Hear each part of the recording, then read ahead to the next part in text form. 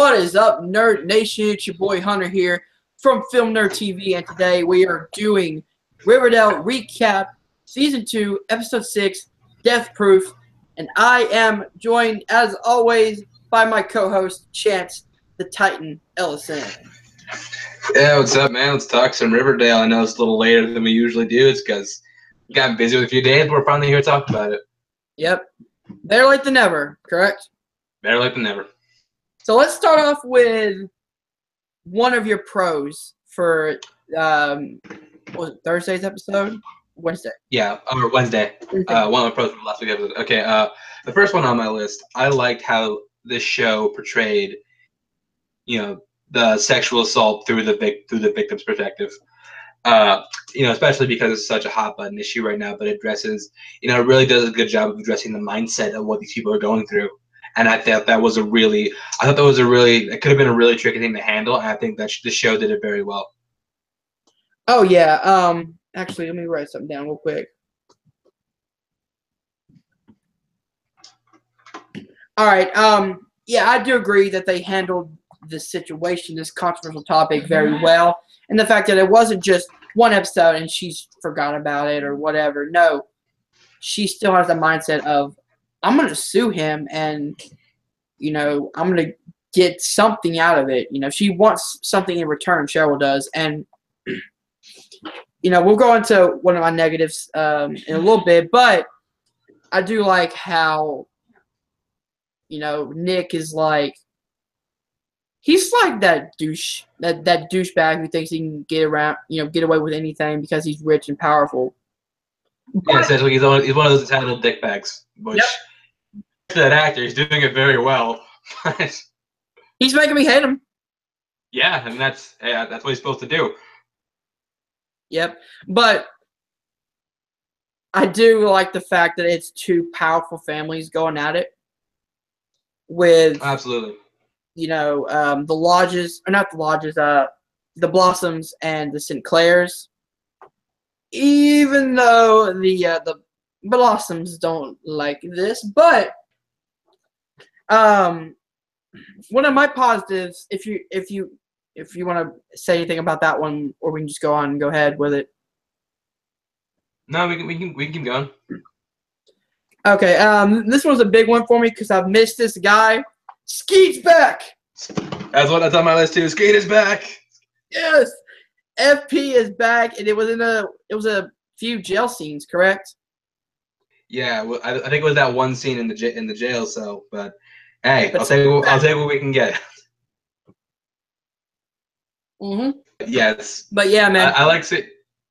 Good. But to see FP back and in a role that makes sense, with the Ghoulies trying to take over and Jughead not knowing what to do, and then the drag race scene, which was pretty cool. That FP really, told Jughead to go and do that, and then so he played an important role in this episode, and it's so cool to see him back in Riverdale. He was one of my favorite characters last season.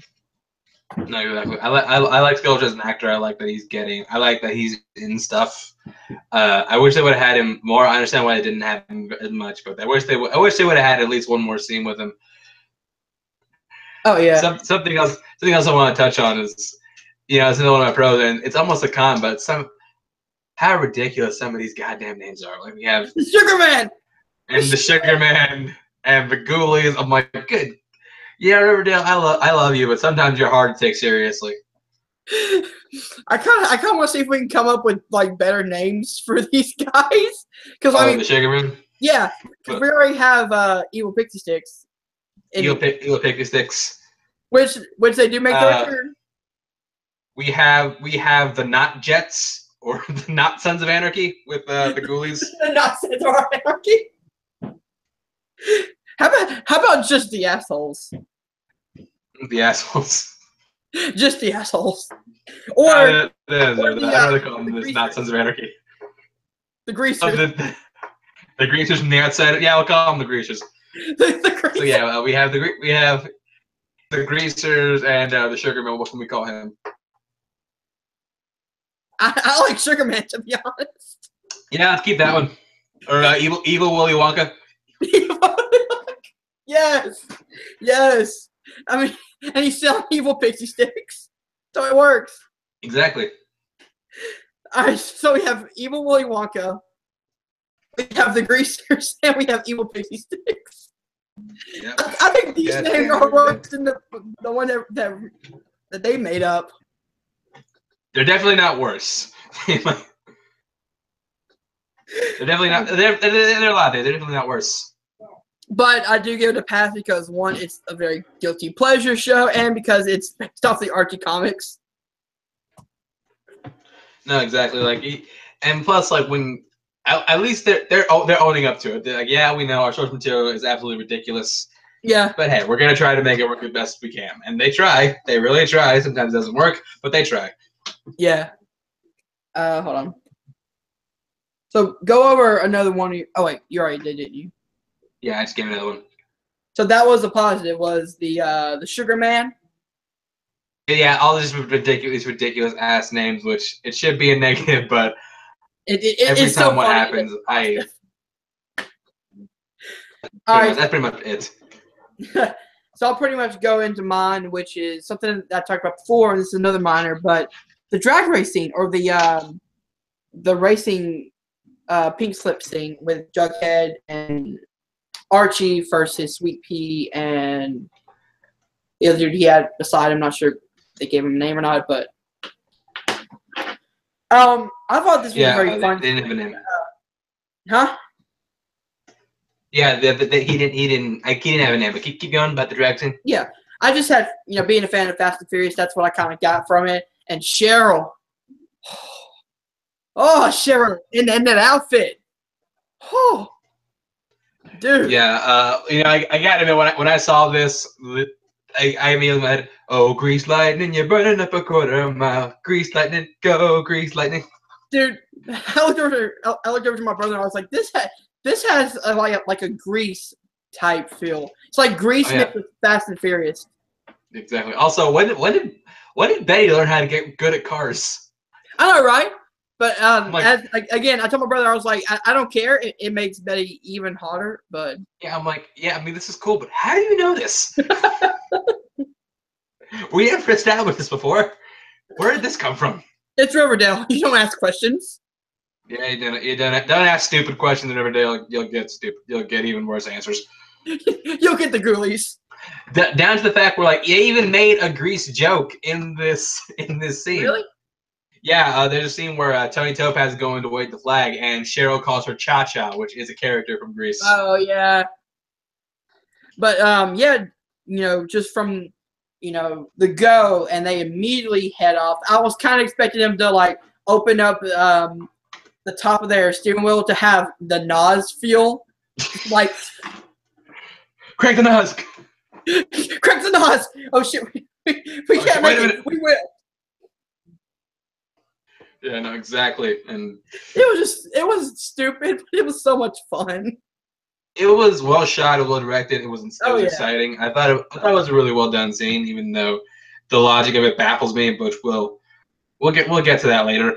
But yeah, actually, hold on, I add one more to my list. I keep adding stuff and taking away stuff, but go ahead and go with one of your positives. Another one of my positives. It's a little moment, but it's they're kind of building a little chemistry between Reggie and Josie. Oh yeah, that scene where they're picking up trash. Yeah, I mean, their side characters, so not a lot of time is devoted to it, but I think that could go somewhere. I'm really interested to see what happens. Well, in the comics, they have a yeah, they do. Well. That's correct. So, which is why they're trying to build that out here. So it's not entirely out of the blue, and I actually really like that moment between them. I do too. Another one that's on my list, but I'm gonna bring up is when you find out, or when it's minor, but I like the scene where they're all sitting at that family meeting or whatever with the mayor. Yeah. And he finds out that Josie took the jingle jangle, the evil pixie sticks. Which led to the fastest rate in the history of radio. They were literally in the exact same clothes they were in the previous scenes. I was like, So Manny McCoy literally got up, went straight to the police station, and went straight to Southside High. I'm just like, God damn, the riots didn't start this fast.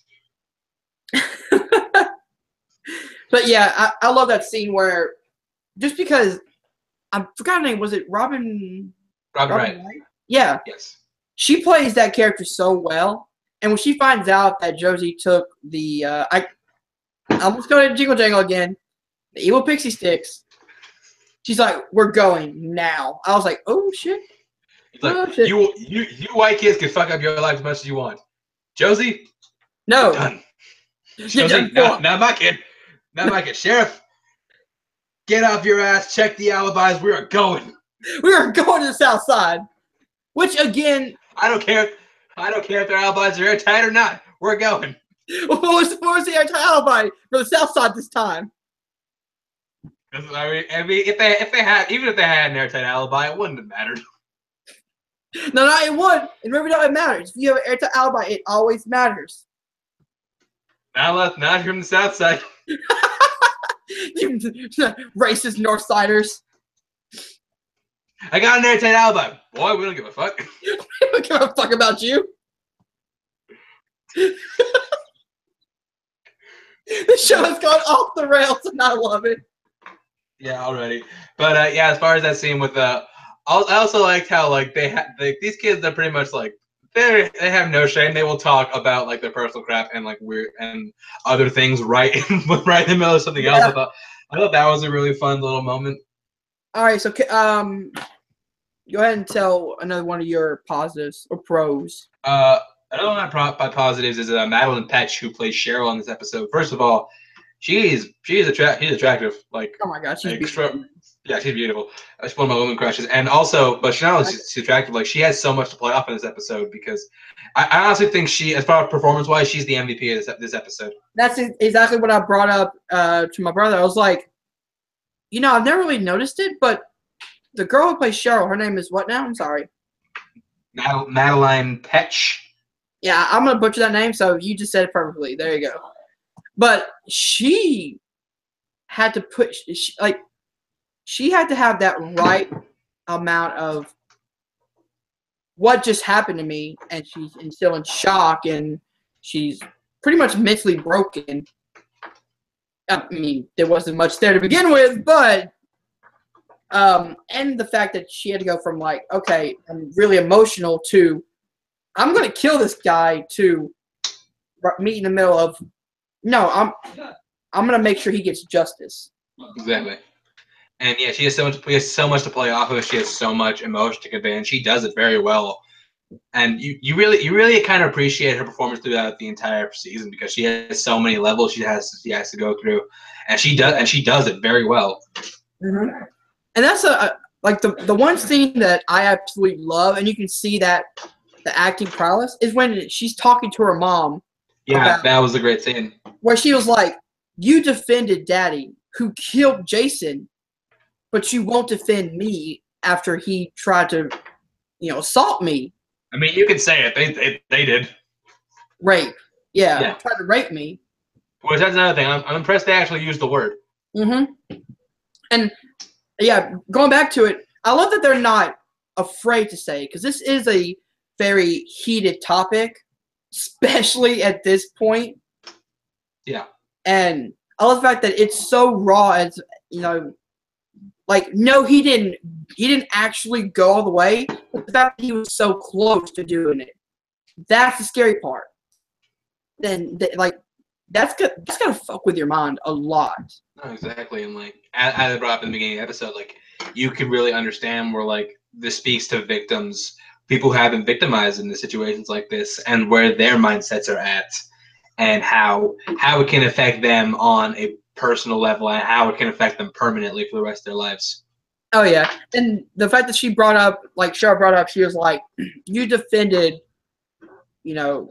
my dad when he went behind our back and he, killed our brother, killed my brother and all this stuff, but you're not gonna defend me when I've just been through a traumatic experience, and you're just saying, no, I'm making shit up, or I'm crazy," which is something that going a little deeper here, people do hear that all the time. People who were raped, were sexual assaulted, they always say, oh, they always hear, oh, nothing happened, or you're making shit up. No, like, which is really good because they put that in the show as like, it's okay to tell people what happened.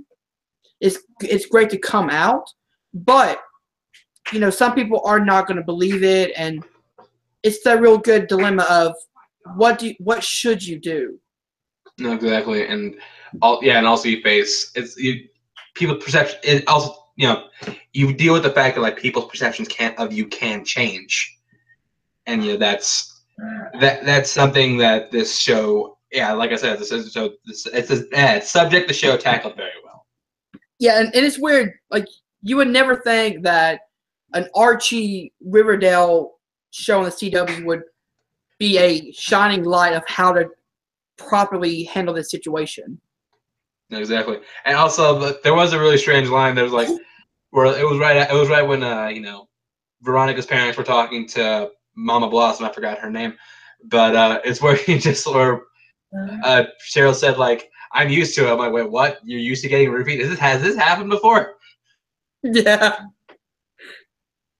I'm like, yeah, something else might have happened with old Daddy Blossom that we didn't know. Oh God, no! Let's not get into that one. Dude was already fucking. Yeah, let's not go in that direction. But yeah, any other positives you have, Hunter? I'm gonna go to one of my big ones, and the ones that I absolutely enjoyed. Hiram Lodge, baby. Slimy Hiram. Slimy Hiram. I love this guy. The scene where Veronica comes out and she's like, he's trying to do this to me, and you see Hiram stand up. He's like, "Oh, really? What'd you say?" He did, huh? He did. Yeah. I'll make sure he gets his vengeance. I'm like, okay, is anybody ever shocked when this guy does? I don't like. The most unbelievable thing this show can do is like when everything's said and done, it's revealed Hiram's the bad guy. I'm like, okay, you know what? That makes if they reveal that Hiram is the bad guy, and people are shocked, I'm like, okay, that's official. Everyone in Riverdale is an idiot. It's like I kind of can see that, but I like the scene where he's like, "I swear to God, if he touched you." I swear to God, I want to know what the end of that sentence was. It goes back to the reference of the Godfather. He puts Nick's head in the bed. Yeah, and you know what? That's all credit to Mark Consuelos, who. Oh yeah, he's fantastic, dude. Not only is he speaking of how hot Cheryl is, Mark Consuelos, goddamn. He's a good-looking dude, man. Yes, he is. He's over 40. But how unfair. Yes, how very unfair. But yeah, I just liked how, and like, he had some of the comedic moments, but he was also trying to be a loving father to Veronica, to the point where I do feel like he wasn't listening to Veronica, which we'll get into one of my cons later. But like, it's that father instinct of whenever you find out something happened to your daughter, and you're like, okay, now it's time to get serious. And then the mom coming in and saying, we're not going to take money from the St. Clairs. And then the ending where I want to know if Hiram Lodge had something to do with the St. Clair car crash. There's no way he didn't. Like, you got to be kidding me. That's like asking if Lex Luthor is the bad guy. Well, in BBS he wasn't. Of course, he has something to do with it. Well, I mean, how the hell is he gonna? What, he put a fucking deer head in the middle of the road and just? I don't know. Maybe a car cut him off. I don't know. I guarantee you, Hiram had something to do with it. Hiram had something to do with it. And I also love when Veronica was like, "Oh well, karma's a bitch." What? A guy who sits and plays chess by a fire is evil? I don't think he's the Black Hood at all, because it doesn't make any sense. But he's not. And I don't really see him as a bad guy, to be honest. I mean, he's pretty much doing what he thinks is right by protecting his daughter. Right. And so I don't really I see. understand why he's doing it, but like, you know he's up to something in the background. You don't know what, but he's up to something. Well, I think I know what it is. I think he's more worried about getting people out of Riverdale to sell their houses so he can, take that land and make it into something else. Exactly. Maybe. All right. Any other? So yes, Hiram Lodge is one of my positives. All right. Another pro I have. Anything with Jughead and Serpent negotiations, which I never thought I'd say that, but I like the way Jughead interacts in gang culture. Yeah, and then almost leaves the gang over one particular incident. Oh yeah, that's right. Which what is he? Yeah, we can get back to it. I'm not sure. I can't tell you what we're talking about, but yeah. I'll say it in my content in just a minute. Yeah, when Jughead is interacting with the leader of the Greasers, and who's like, I was like, who the hell is this guy? This dude. Who are you? This dude's a cartoon. Yeah, you feel like he's really coming into that, son of the leader role, and also, with a tall boy. First of all, tall boy, ironically not very tall. No. Because during the drag race scene, Jughead was heading up to him like, he's taller than him. Yeah. It's like calling a midget tall. No, exactly. It doesn't work.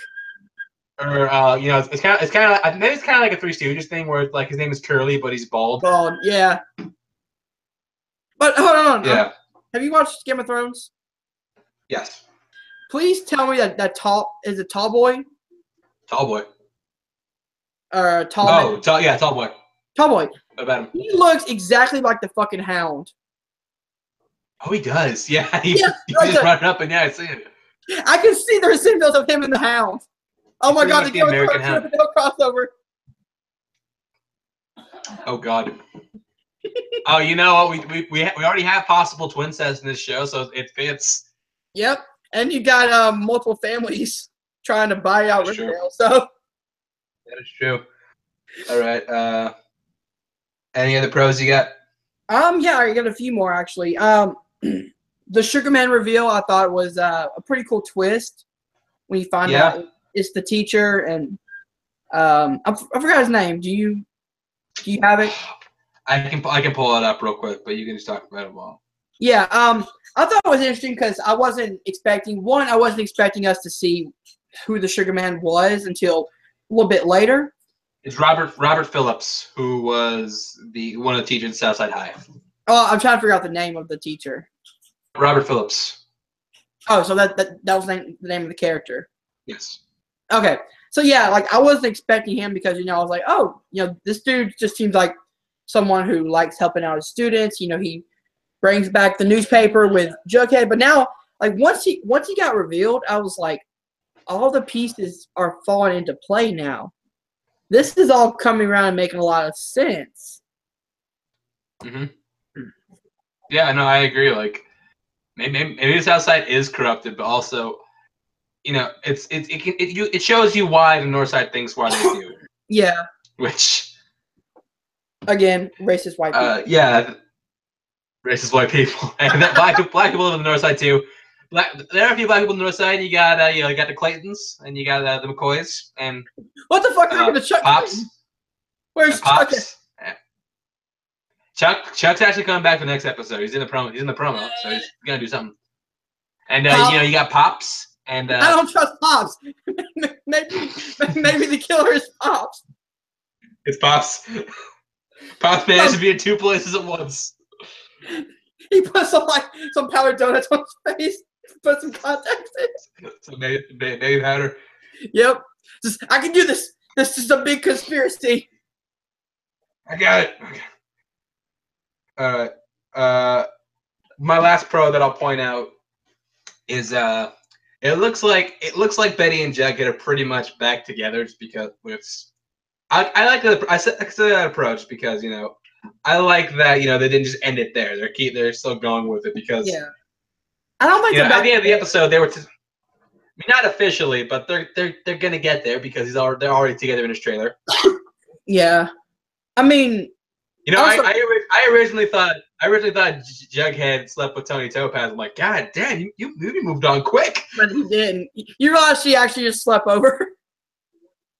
Yeah, I'm just like, it was groping. That's it, and then the reveal that she's actually gay. I'm like, oh wow, Yeah, she's that's lesbian. interesting. Yeah, well, we already have a gay man, and we have a lesbian female. That's amazing. And another thing, another pro of mine that's not even on my list. I like how this wasn't a big reveal. It's just like, and by the way, I like women, and that's it. They didn't hold it, or they didn't make it a big thing. It was just, I'm more into women, Yeah, exactly. And also, and that seems like something that this show does well. Is like Kevin. Yeah, we know he's gay, but he doesn't act that flaming gay. Like what? not all the time. Not all the time. Sometimes he does. Not all the time. But I mean, it's not overbearing like most shows would do. It's very subtle, and you kind of feel the conflictedness with him. Yeah, and speaking of Betty, real quick. First of all, about your theory of Hal Cooper, or like the conversation with the Black Hood. If this was Hal Cooper, this would be a really weird thing to say to his daughter. Which one? Huh? He's just like, I've seen the true Betty, it's actually, and she is beautiful. I'm like, what the this? Okay, if this is Hal Cooper, you're talking to your daughter, and this is fucking gross. Hey, like you said before, there's already been incest in here before, so nothing. Yeah, that's a good point. You're like, good also, point. And also, I noticed something in this time. Betty's phone has no clock. Oh, it doesn't. It doesn't. At the So how time. the fuck is she gonna tell time? Yeah, like no wonder she's late to everything. She doesn't have a clock. She has no alarm. She's just late for everything. It's like, oh fuck, I overslept. Yeah, shit. Come on, Betty. RJ. But see, I still think it's either Hal or it's got to be her brother. It's a possibility. It's one of the two. I came up with a pretty cool theory that combines yours and mine. Maybe her brother is the guy from the comics. And they just make that the big reveal that they tie into. Well, we'll talk more about theories later, but you got any other pros you want to throw out? Because I'm all out of mine. Oh, yeah. I'm actually going to combine the two of mine into one because it's got to do with the Black Hood. The Black Hood, the Betty storyline, I like the way they're doing that. I like it. I like how it's like he's pretty much trying to separate Betty from everybody. And he's pretty much trying to show Betty that they're not so different, especially when Dark Betty comes out. Yeah. Which you can also about that. She's like, you didn't kill Nick St. Clair. He's not a son of Riverdale. I'm like, yeah, but even if you tried to kill him, you probably wouldn't have succeeded anyways. Yeah. Yes, the reference. We got it in.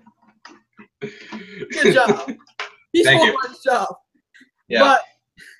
But I do like how it's like that good and evil again, like, the really, vigilante bad guy, pretty much Black Hood, and this super sweet girl next door, Betty. And the line I love is, and I thought she was going to go take him there. She was like, I'm going to hunt you down, and I'm going to find you. I'd be like, and I was like, I will find you, and I will kill you. Yeah, it's like going like, shit, I'm breathing down your neck. Do you feel me? I'm like, God damn. Mm-hmm. I don't know what kind of message you're trying to give this dude, but I'm hearing. I feel you. I wouldn't mind if she was breathing down my neck, though. I wouldn't either, Hunter. Woo! Lily Reinhardt. Woo! Hi. I love the fact that we're like, oh, the show does so well with this stuff, but damn, hot girls. Yeah, but damn, like, hey, not even just hot girls, like hot men too. Like, yep. The spectrum. There's not one unattractive person in the entirety of Riverdale. Nope. And apparently Archie didn't get the memo. He does not need to wear shirts. Yeah, I know. Archie, you're wearing too many shirts. Take it off, boy. Take it off. A red flag. I'm sorry. Red circle. Red circle. Red circle. Red circles. All right, so let's go into some cons, buddy. Well, I actually have one more pro, and it's I like the Jughead having to deal with the Serpents working with the Ghoulies and his decision of, is my, this clan or this gang that I swore allegiance to, is it the cause of all the bad stuff in Riverdale. Yeah. Yeah. Also, like, this show is illustrating gang culture also really well. Also, cause Oh yes. Except it's pretty much. I do find it funny that they never made Jughead kill one person. What the fuck are Not you gonna yet. do if you have to kill somebody? Yeah, it's gonna be an interesting dilemma. Like, But yeah, like as far as gang culture, this is something I know because I grew up around it. It's all about territory. yeah. It's all about territory and where you can go and where you can be, and that's what the show portrays, and it does it really well. And I like how they separated from the north side and the south side, and how they're two completely different areas, but they each have the same problems. Yeah. All right. That's your last pro, right? Yeah, I got some pros. Okay. All right, so am I starting? Yeah. Okay, going back to the serpents and the ghoulies. Why the fuck would the serpents work with the ghoulies? Well, okay, I'll explain that real quick. After that raid in Southside High, you know, a lot of gangs are getting picked. They're getting picked off by cops, and that I feel like the environment down there is kind of like why are we fighting? Eventually, one of us, we're getting thinned out. One of us is going to take out the other, and the serpents are already catching a lot of the blame. So they're already on the run. They're already losing a lot of members. So, but here's what I don't understand. Dominance. Yeah. Here's what I don't understand. The serpents, the reason that they're getting hunted down is because of the ghoulies. Because they're the ones who are supplying the jingle jangle. They're the ones that have the drugs going in the streets. But no one knows that. Jughead does it. Jughead does, but his word doesn't mean much. And he tells Tallboy that, and Tallboy completely blows him off, even though the reason that they are being hunted down by the police is because of this gang who is distributing drugs over to the north side. Right, but like the serpents don't have the numbers to take out the ghoulies. I mean, I guess that's true. I mean, it's just something I don't understand. Of like, I get you. It's poorly explained. It's poorly explained, but I get where you're coming from. But I understood where they were going with it. Yeah, I'm not saying that to me it didn't make sense because this whole episode was about the serpents being so angry that the cops are always on their trail and that they always blame the south side. But if you look at it, the serpents aren't to blame. It's all it's all them because they're the ones who are shooting people and creating the violence and dealing the drugs. So I don't know why the serpents would want to tarnish and pretty much give up all of their guys and have the cops go after on their trail when you don't join with the ghoulies in the first place and just have the cops take them out, and now you have the entire south side to yourself. Yeah, that plot point poorly explained. I understood it just because the serpents getting thinned out, but I do agree that wasn't explained very well. Yes, why don't you go ahead and say one of your cons? Yeah, it also has to do with the ghoulies or the greasers. We keep forgetting that because it probably is new. This episode pretty much established the episode pretty much establishes they operate off of grease logic. You will back off if we beat you in a drag race. Like, wait, what? Huh? Yeah. At least the last episode had a fight in the rain. What does this have to do with anything? Yeah, and apparently I was wrong. Julie did stab himself with his own knife. Yeah, I told you. Yep. It's because apparently he's a great gun expert, but you give him a knife and by God, he's gonna fuck it up. Damn it, Dilton. Damn it, Dilton. But yeah, it pretty much establishes that these greasers operate on grease logic, which automatically doesn't. I'm pretty sure that was just the excuse to have a grease homage, a drag race, and Cheryl and Betty and Veronica in Hot 50 style outfits. Which, hey, not complaining, thank you, but Cheryl, dude, I go back to Cheryl. Oh, that outfit though. Yeah. Damn. And she's like, engine's ready? Oh yeah, something's ready. All right. Something's ready. Okay, we're getting way off topic. You can start my ignition. All right. So, Andre, what's your next con? All right, so this one is probably another nitpick that you can probably explain, but I don't get why Archie called the cops during that race. Especially that was my pro too. That was my con too. Especially since he knows that that's going to make just add more danger to Jughead and Betty, because now the Serpents are turning on Jughead because they think that he called the cops and that he has something to do with it. So now that just fucks up everything. Archie started off good in season 2. Now he's just making so much stupid mistakes. No, and like honestly, like that was one of my cons too. Like, I completely agree. Archie made a dumbass decision. Like, so not only do you have the Serpents turning on you, and now you have the Ghoulies turning on you, the Greasers turning on you because they now see you as a rat. Yep. Now you have the Serpents turning on Jughead because they think he ratted. And now in return, that's going to tarnish FP's name. Exactly, and also it's also just the Greasers being put into. They're the only ones going down for all this, but also Archie. In addition to fueling the fire between the South Side and North Side feud, he's also partially responsible for possibly starting a gang war. Oh yeah, without a doubt, and I think that's going to be the main story. Is there's going to be a freaking gang war. Not just between the North Side and the South Side, but between the Ghoulies and now the Serpents. You are going to have the South Side pretty much destroyed because of one stupid mistake. Exactly. Like Archie, I get why he did what he did, but that was a dumbass call. Yeah. And I do understand why he was doing it. He was trying to protect Jughead, and that's why he said, let's turn back on the bridge, because both cars could have made it through that bridge. Yeah, that bridge. I could have driven like a semi through that bridge. That wasn't that narrow. Yeah. And I understand why he did it, but Jughead's reaction was the same one I would have. What the fuck did you just do, Archie? You literally just caused a gang war. Yeah, like you started a war, and now if something happens to me, that's on you. Pretty much.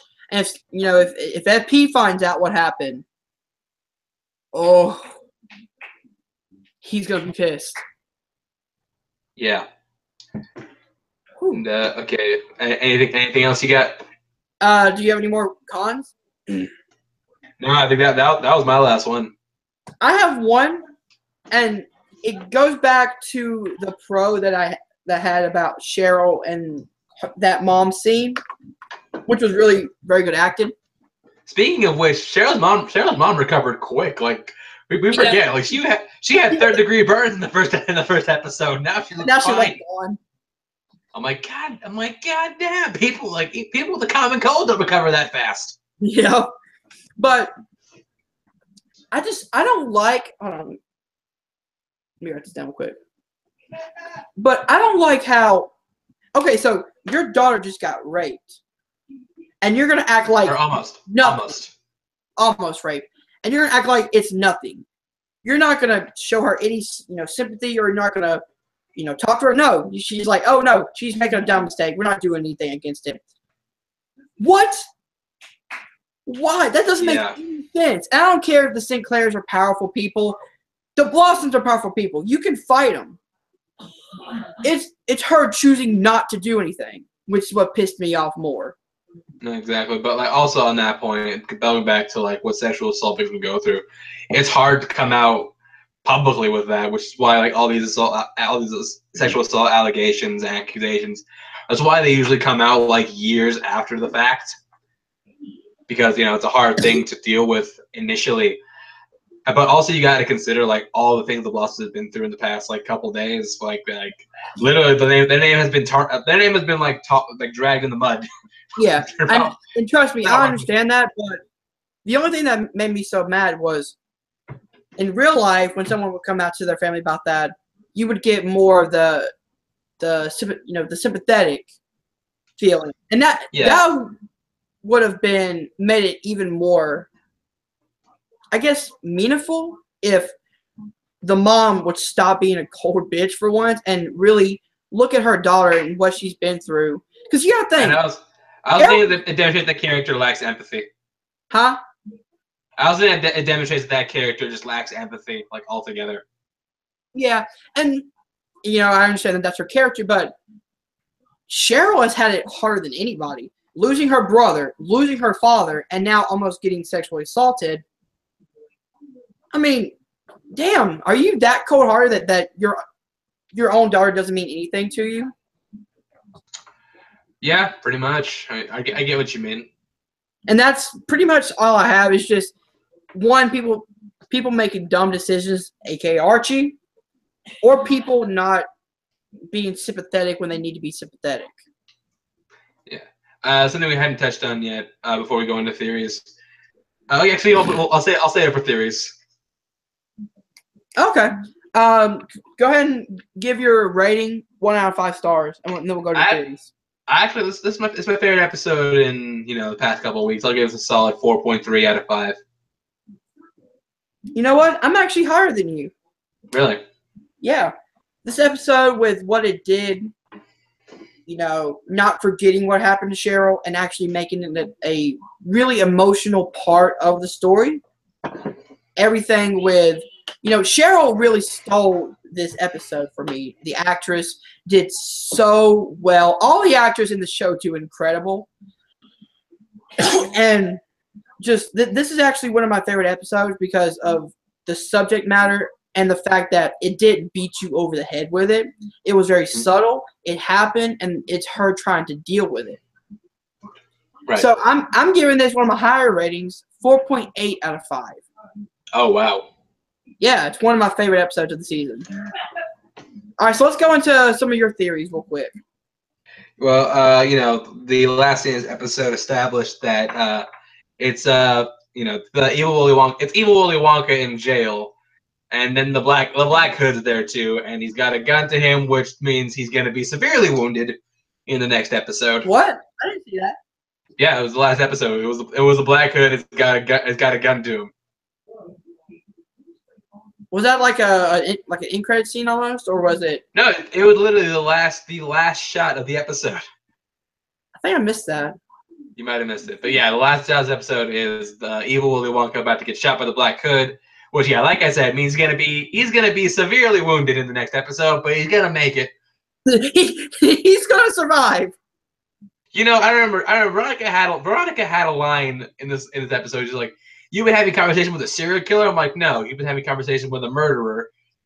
If he killed more than one person, which he has." Oh, that's another positive I forgot to mention. I love the relationship between Betty and Veronica when she finds out what happens. And then she's like, "Yeah, I'll help you out." Yeah, but because that she has connections with the Black Hood through Archie and all that stuff, so it really does tie in. Right, but as far as my theories, Black Hood, it's interesting because the Sugar Man, evil Willy Wonka, he's locked up. He's locked up, and the Black Hood meets him inside the cell. So it's got to be someone who can get in and out of the police station. No problem. Now, as for my usual theory, Greg Hettinger, he was a cop in the comics, so that could work. Also, another possibility, I think we all know who it is. It's Sheriff Keller. Either you or me. I'm about to say Sheriff Keller. Sheriff Keller is another possibility. Which I actually heard that theory from Andre from Black Nerd. He was like, Keller is usually the one who has to work inside the rules and inside the law, but what if he ends up taking the law into his own hands? Exactly, and yeah, I think that someone in the position either Hettinger or it's going to be Sheriff Keller. That's my guess now. You already know where I'm going with this. Hal Cooper? Yep, I've been saying it. It only makes sense. It only makes sense. It's got to be someone closely related to Betty. So it's either one of two. It's her adopted brother that we learned about in season 1, or it's Hal Cooper. The reason I say Hal Cooper, and I go back to it, the shooter, big dude, tall dude, piercing green eyes. Hal Cooper is 3 of those. It's 2 of those things. Stilts. Big giant boots he's wearing. But Brian Hills, shut up. Shut up! He has an airtight alibi. It's him. But yeah, like it's either got to be the brother, or it's got to be Hal, because that's the only thing I can think of is that it's somebody closely related to Betty. Which another theory I have is that maybe Alice and Hal are behind it. Maybe Hal was doing the shooting, but it's Alice who's manipulating. Because if you listen to the stuff she says, or the Black Hood says, of I want you to get rid of these friends of yours. I don't like that Jughead. You need to get him out of life. That stuff sounds like Alice Cooper wanting to control Betty. So that's the theory. Right. That's another theory, is that Hal Cooper is just being a pawn in the situation, following what his wife says, and she's the mastermind behind it, but he's the guy actually doing the killings. But it's not a bad guess. I do want to bring up a point that does serve my case. I went back and watched that episode in the town hall meeting just to see if Hal Cooper was there. He was not. He was not there. Where the fuck was he? Hey, He had an checked, checked, and according to Hal, he has an airtight alibi. Where were you, Hal? Eat some fucking donuts. That's my airtight alibi. I was eating a donut. Goddamn. God damn it! Interrogate me. But yeah, that's my theory. Is that it's got to be something with the Cooper family. And then another reason I thought it was the brother is because, which we brought up last week, that scene where she goes into that abandoned house, Betty, and she puts on the mask and she looks in the mirror, and you hear the Black Hood say, "Look, you see, we're not that different." Mm-hmm. And I feel like the motive does feel there because, one, Alice wants to keep Betty really locked up, real closed in, doesn't want her to have a lot of friends, definitely hates Jughead, which we found out a lot because she's always, he's with the serpents, you don't need him. Which is something the Black Hood brought up. He's a serpent. You shouldn't be with him. The Black Hood said that to Betty on the phone, and maybe it has something to do with her reporting. Maybe she wants to create chaos to create news stories to blame the South Side for it. Because she wants to destroy the South Side so much, because that's her go-to point. If she can, kill enough people and make it seem like the South Side, boom, that's huge news right there. And that's going to turn people even more against the South Side, which Jughead is part of. That's not a bad theory. I'm just, it's tricky. I don't want to dismiss you. Like that's a definite possibility. If that was it, I'd be kind of disappointed. Just personally, I kind of would, because I want it to be. I don't want it to be. I don't want it to be so connected. I want it to be just someone else, like someone we haven't seen. But that's just me. Well, the thing is, I always go back to this, but if we introduce a new character, I want it to be a character that we've seen before. I want it to be a character that's already pre-established, not someone you got to make up for the very last episode. We don't really know that much about him. Hal Cooper and Alice Cooper, they have a track record of, and another thing I brought up that I can bring up is maybe she wants the South Side gone so much because she wants to forget about being a serpent. Maybe. Which got brought up. Not a bad theory. Maybe she wants to just erase that entirely. And the way to do that, destroy the South Side from the inside out. The upside down. The upside down. All right, so he gave it a 4.5. 3. Well, 4.3. I gave it a 4.8. I love this episode, one of my favorites of the season. All right, guys, so tell me what you guys think in the comments below about this episode of Riverdale. Did you enjoy it? And leave us your theories in the comments below. Who do you think the Black Hood is? Like, share, and subscribe. Check out Patreon, patreon.com/FilmNerdTV for more information about the Patreon. Join the Nerd Squad Elite. I'm Hunter. That's Chance. And we'll see you guys soon. Peace.